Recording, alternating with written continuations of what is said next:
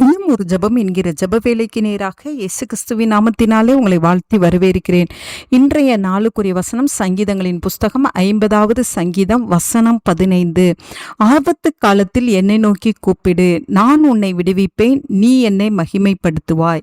நாம் யாவரும் கண்களை மூடி தேவனை நோக்கி ஜெபிப்போம். எங்களை நேசிக்கிறதான நல்ல தகப்பனே, இந்த நாளுக்காக ஸ்தோத்திரம் ஆண்டவரே. ஆண்டவரே, உம்மை நாங்கள் நன்றியோடு உம்மை துதிக்கிறோம், ஸ்தோத்தரிக்கிறோம், உம்மை போற்றுகிறோம் ஆண்டவரே, உம்மை வணங்குகிறோம், உம்மை வாழ்த்துகிறோம் ஆண்டவரே.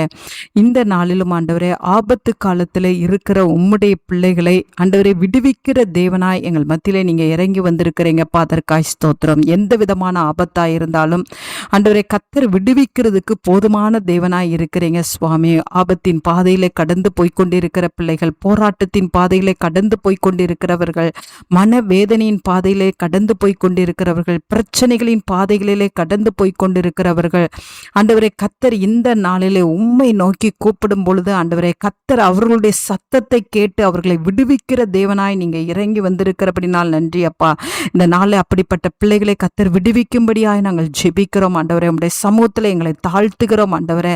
எந்த ஆபத்தின் பாதையிலும் உடைய பிள்ளைகள் கடந்து போய் கொண்டிருந்தாலும் ஆண்டவரே கர்த்தர் அந்த ஆபத்தெல்லாம் நீக்கி போட்டு சுவாமி ஆண்டவரே, அந்த பாடுகள் எல்லாம் கர்த்தர் ஓய பண்ணி சுவாமி உம்முடைய பிள்ளைகளை கர்த்தர் விடுதலையாக்கும்படியாய் ஜெபிக்கிறேன் அப்பா. உம்முடைய பிள்ளைகள் உம்மை மகிமைப்படுத்தத்தக்கதாய், உமக்கு சாட்சி சொல்லுகிறவர்களாய் காணப்படத்தக்கதாய் கர்த்தர் உதவி செய்யும்படியாய் ஜெபிக்கிறேன் சுவாமி.